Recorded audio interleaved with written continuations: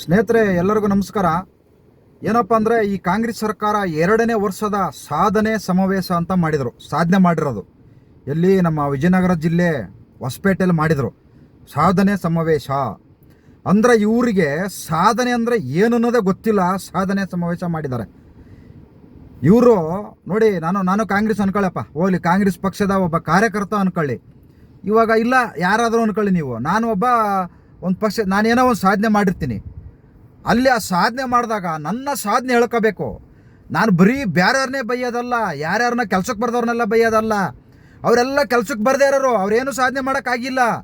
ನಾವು ಸಾಧನೆ ಮಾಡಿದ್ದೀವಲ್ಲ, ನಾವೇನು ಸಾಧನೆ ಮಾಡಿದ್ದೀವಿ ಅಂತ ಹೇಳಬೇಕು. ನಾವು ಸಾಧನೆ ಮಾಡೋದು ಬಿಟ್ಬಿಟ್ಟು ಬರೀ ಬೇರೆಯವ್ರನ್ನ ಬೈಗೆ ಕೂತ್ಕೊಂಡ್ರೆ ಅಲ್ಲಿ ನಾನು ಸಾಧನೆ ಮಾಡಿರೋ ಜನಗಳಿಗೆ ಗೊತ್ತಾಗೋದು ಬೇಡವಾ? ಇನ್ನೇನಕ್ಕೆ ನಾನು ಆ ಸಮಾವೇಶ ಮಾಡಬೇಕು? ನಾನು 2 ವರ್ಷದಲ್ಲಿ ಏನು ಸಮಾವೇಶ ಮಾಡಿದ್ದೀನಿ ಅದನ್ನು ಹೇಳ್ಕೊಳ್ಳೋಕ್ಕೆ ಸಮಾವೇಶ ಮಾಡಬೇಕಲ್ವಾ? ನಾನು ಸಾಧನೆ ಮಾಡಿದ ಸಮಾವೇಶ ಬಿಟ್ಬಿಟ್ಟು ಬರೀ ಬೇರೆಯವ್ರನ್ನ ಬೈದಿದ್ದು ಈ ಕಾಂಗ್ರೆಸ್ನವರು. ಯಾರನ್ನೇ? ಮೋದಿ ಅವ್ರನ್ನ ಬಿಟ್ಟರೆ ಏನೇನೇನೇನೋ ಅಲ್ಲಿ ನಾವೇನು ಮಾಡಿದ್ದೀವಿ 2 ವರ್ಷದಲ್ಲಿ ಬರೀ 5 ಗ್ಯಾರಂಟಿ ಕೊಟ್ಕೊಂಬಂದಿದ್ದೀವಿ, ಇನ್ನು ಮಿಕ್ಕಿದವೆಲ್ಲ ಬರೀ ಭರವಸೆಗಳು ಅಂತ ಹೇಳಬೇಕಾಗಿತ್ತು. ಇಲ್ಲ, ನಾನು ದೊಡ್ಡ ಏನು ಏನೇನೋ ಭಯಂಕರ ನೀವು ಏನೇನೋ ಮಾಡಿದಿರಿ ಅದನ್ನ ಹೇಳಬೇಕಾಗಿತ್ತು. ಅದು ಬಿಟ್ಬಿಟ್ಟು ಬರೀ ಅವ್ರನ್ನ ಬೈದಿದ್ದು. ಆ ಯುದ್ಧ ಹಂಗಾಯಿತು, ಯುದ್ಧ ಮಾಡಬೇಕಾದ್ರೆ ಗಾಂಧೀಜಿಯವ್ರ ಫೋಟೋ ಹಾಕ್ಬಿಟ್ಟು ನಾವು ಶಾಂತಿಯಿಂದ ಇರಬೇಕು ಅಂತ ಹೇಳಿದ್ರಿ. ಆಮೇಲೆ ಯುದ್ಧ ವಿರಾಮ ಮಾಡಿದಾಗ ಅಯ್ಯಯ್ಯಯ್ಯ ಸುಟ್ಟು ಬಿಸಾಕಬೇಕು, ಎಬ್ಬರಿಸ್ಬೇಕು, ಇಕ್ಕರಿಸ್ಬೇಕು, 4 ಬಾಂಬ್ ಹಾಕಬೇಕು, 5 ಬಾಂಬ್ ಹಾಕಬೇಕು, ತೆಲಿಗೆ ಒಂದೊಂದು ಮಾತಾಡಿದ್ರಪ್ಪ. ಸುಮ್ಮನೆ ಇಷ್ಟು ವರ್ಷ ರಾಜಕೀಯ ಮಾಡ್ಕೊಂಬಂದಿದ್ದೀರಾ, ಸುಮ್ಮನೆ ಇಷ್ಟು ವರ್ಷ ರಾಜಕೀಯ ಮಾಡಿದ್ದೀರಾ. ಏನು ಮಾತಾಡಬೇಕು, ಏನು ಬುದ್ಧಿ ಉಪೇಕ್ಷೆ ಇಲ್ಲ, ಗೊತ್ತಿಲ್ಲ. ಬರೀ ಮೋದಿ ಅವ್ರನ್ನ ಬೈದಿದ್ದು. ನೀವೆಲ್ಲ ಇಷ್ಟೆಲ್ಲ ಮಾತಾಡಿದ್ರಲ್ಲ ಕಾಶ್ಮೀರ ಬಗ್ಗೆ, ಎಷ್ಟು ಜನ ಹೋಗಿದ್ದೀರ ಅಲ್ಲಿಗೆ? ನೀವು. ನಾನಂತೂ ಹೋಗಿಲ್ಲಪ್ಪ, ನಾನು ಹೋಗೋಕ್ಕಾಗಲ್ಲ. ಯಾಕಂದರೆ ನಾನೊಬ್ಬ ಸಾಮಾನ್ಯ ಕೂಲಿ ಕಾರ್ಮಿಕ. ಅದು ಹೆಂಗೆ ಅಲ್ಲಿ ಗಂಟೆ ಹೋಗೋಕ್ಕಾಗುತ್ತೆ? ಅಷ್ಟು ದುಡ್ಡು ನನ್ನ ಹತ್ರ ಇದೆಯಾ ಹೋಗೋಕ್ಕೆ? ಒಂದು ತಿಂಗಳು ಸಂಬಳ ಆದರೂ ಕೂಡ ನನಗೆ ಅಲ್ಲಿ ಮಟ್ಟ ಹೋಗೋಕ್ಕಾಗಲ್ಲ. ನೀವೆಲ್ಲ ದುಡ್ಡಿರೋರು, ಕೋಟ್ಯಾಧಿಪತಿಗಳು, ನೀವ್ಯಾಕೆಲ್ಲ ಹೋಗಿಲ್ಲ? ಎಲ್ಲರೂ ತೆಲಿಗೆ ಒಂದೊಂದು ಮಾತಾಡ್ತಿರಲ್ಲ. ನಿಮ್ಮನ್ನ ಯಾರು ಅಲ್ಲಿಗೆ ಬರಬೇಡ್ರಿ ಅಂತಲೂ ಹೇಳಲ್ಲ, ಬೇಡ್ರೆ ನೀವು ಅಲ್ಲಿರಿ ಅಂತೂ ಹೇಳಲ್ಲ. ನೀವು ಅಲ್ಲಿಗೆ ಹೋಗ್ರಿ, ಚೆಕ್ ಮಾಡಿರಿ, ಸೈನಿಕರನ್ನ ಕೇಳ್ರಿ. ನಿಮಗೂ ಅಧಿಕಾರ ಇದೆ, ನಿಮಗೂ ಹಕ್ಕಿದೆ ಹೋಗೋಕ್ಕಲ್ಲಿಗೆ, ನಿಮಗೂ ಪವರ್ ಇದೆ. ನೀವು ಶಾಸಕರುಗಳು, ಮಂತ್ರಿಗಳಾಗಿದ್ದೀರಾ, ಹೋಗ್ರಿ. ಎಲ್ಲರೂ ತಲೆಗೆ ಒಂದೊಂದು ಮಾತಾಡಬೇಡ್ರಿ. ಅಲ್ಲೇನು ನಡೆದಿದೆ, ಏನಾಗಿದೆ, ಎಷ್ಟು ಜನನ ಹೊಡೆದಾಕಿದ್ದಾರೆ ಅದನ್ನು ಹೋಗಿ ಅಲ್ಲಿ ಕುಂತ್ಕೊಂಡು ಲೆಕ್ಕ ಕೇಳ್ರಿ. ಇಲ್ಲಿ ಕುಂತ್ಕೊಂಡು ಕರ್ನಾಟಕದಲ್ಲಿ ಲೆಕ್ಕ ಕೊಡ್ರಿ ಎಷ್ಟು ಜನ ಸತ್ತವ್ರಿ ಅಂತಂದು ಹೇಳಿದ್ರೆ ಅಲ್ಲಿ ಲೆಕ್ಕ ಕೊಡ್ತಾರೆ ಅವರು. ಅಲ್ಲಿಗೆ ಹೋಗಿರಿ, ಸೈನಿಕರು ಲೆಕ್ಕ ಕೊಡ್ತಾರೆ. ಆದರೆ ಕರ್ನಾಟಕದವರು ಬೈದಂಗೆ BJP ಅವ್ರನ್ನ ನೀವು ಬೈರಿ, ನೀವು ಪ್ರಶ್ನೆ ಮಾಡ್ಕೊಳ್ಳಿ, ಬೇಡ ಅನ್ನಲ್ಲ. ಆದ್ರೆ ಬರೀ ಅವ್ರನ್ನ ಬೈಕೆ ಕೂತ್ಕೊಳ್ಳೋದಲ್ಲ. ನಿಮಗೆ ಪವರ್ ಇದೆ, ನಿಮ್ಗೆ ಅಧಿಕಾರ ಇದೆ, ನೀವು ಕೆಲಸ ಮಾಡಿ ತೋರಿಸ್ಬೋದಲ್ವಾ? ಅವ್ರು ಸರಿ ಇಲ್ಲಪ್ಪ, ಅವ್ರಿಗೇನೂ ಮಾಡೋಕ್ಕೆ ಬರಲ್ಲ. ಅವ್ರಿಗೆ ಅಭಿವೃದ್ಧಿ ಅಂದ್ರೆ ಏನನ್ನೋದು ಗೊತ್ತಿಲ್ಲ. ನಿಮಗೆ ಗೊತ್ತಿರೋರು ನೀವು ಮಾಡಿ ತೋರಿಸ್ರಿ. ಅವ್ರಿಗೆ ಜನ ನಿಮಗೆ ಓಟ್ ಹಾಕ್ತಾರೆ ಪ್ರತಿ ವರ್ಷನೂ. ಪ್ರತಿ 5 ವರ್ಷಕ್ಕೂ ನೀವೇ ಮುಖ್ಯಮಂತ್ರಿ ಆಗ್ರಿ, ನೀವೇ ಮಂತ್ರಿಗಳೇ ಆಗಿ, ಜನ ನಿಮಗೆ ಓಟ್ ಹಾಕ್ತಾರೆ. ಅವ್ರು ಸರಿ ಇಲ್ಲ, ಅವ್ರು ಹೊಟ್ಟೆಗೆ ಅನ್ನನೇ ತಿನ್ನಲ್ಲ ಅವರು BJP ಅವರು. ನೀವು ಕರೆಕ್ಟ್ ಆಗಿದ್ದೀರಾ, ನೀವು ಭಯಂಕರ ಅಭಿವೃದ್ಧಿ ಮಾಡಿದ್ದೀರಾ, ಸಿಕ್ಕಾಪಟ್ಟೆ ಭಯಂಕರ ಅಭಿವೃದ್ಧಿ ಮಾಡಿದ್ದೀರಾ. ನೀವು ಅದನ್ನು ಹೇಳ್ರಿ ಜನಗಳಿಗೆ. ನಾವೇನೇನು ಮಾಡಿದ್ದೀವಿ, ಇನ್ನು ಮುಂದೆ ಇನ್ನೇನು ಮಾಡ್ತೀವಿ, ಇವಾಗ ಏನೇನು ಮಾಡ್ತಾ ಇದ್ದೀವಿ. 5 ಗ್ಯಾರಂಟಿ ಬಿಟ್ಟು ಮತ್ತೆ ನಾವೇನು ಮಾಡಿದ್ದೀವಿ ಅಲ್ವಾ? 5 ಗ್ಯಾರಂಟಿ ಬಿಟ್ಟು ಮತ್ತೆ ನಾವೇನು ಕೆಲಸ ಮಾಡಿದ್ದೀವಿ?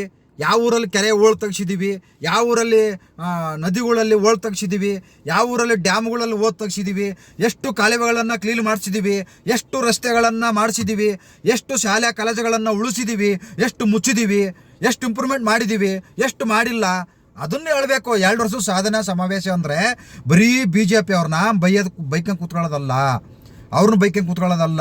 ನೀವೆಲ್ಲ ದೊಡ್ಡ 7 ಸರಿ 8 ಸರಿ ಗೆದ್ದಿದ್ದೀರಾ, ಮುಖ್ಯಮಂತ್ರಿಗಳಾಗಿದ್ದೀರಾ, ಬೇಕಾದಷ್ಟು ಇಷ್ಟು ವರ್ಷ ಅಧಿಕಾರ ಆಳಿದ್ದೀರಾ. ಅಷ್ಟೆಲ್ಲ ಗೊತ್ತಿದ್ರು ದೇಶ ಆಳ್ಕೊಂಬಂದಿದ್ದೀರಾ, 60-70 ವರ್ಷ ದೇಶ ಆಡಳಿತ ಮಾಡಿದ್ದೀರಾ. ಏನು ಮಾತಾಡಬೇಕು, ಏನು ಸಾಧನೆ ಮಾಡಿರೋದು ಹೇಳಬೇಕು, ಅದು ಗೊತ್ತಿಲ್ವಾ?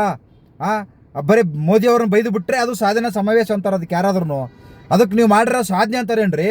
ಅಲ್ಲ, ಮಳೆ ಬಂದು ಎಲ್ಲ ಮುಂಡೆ ಮುಚ್ಕೊಂಡು ಹೋಗ್ತಾ ಇದೆ, ಅಲ್ಲಿ ಭಾಷಣ ಮಾಡ್ತಾ ಇದ್ದಾರೆ. ಅಲ್ಲಿ ಹೇಳ್ತಾರೆ 3 ಲಕ್ಷ ಜನ ಬಂದಿದ್ರು, ಯಾಕೆ ಬಂದಿದ್ರು, ಹೆಂಗೆ ಬಂದಿದ್ರು, ಹೆಂಗೆ ಕರ್ಕೊಂಬಂದಿದ್ರಿ, ಅದನ್ನ ಯಾರು ಹೇಳಿದ್ರೆ ನೀವು? ಅದನ್ನು ಹೇಳೋಕ್ಕಾಗೋದಿಲ್ಲ. ಅದನ್ನು ನಮಗೆ ಗೊತ್ತಿದೆ.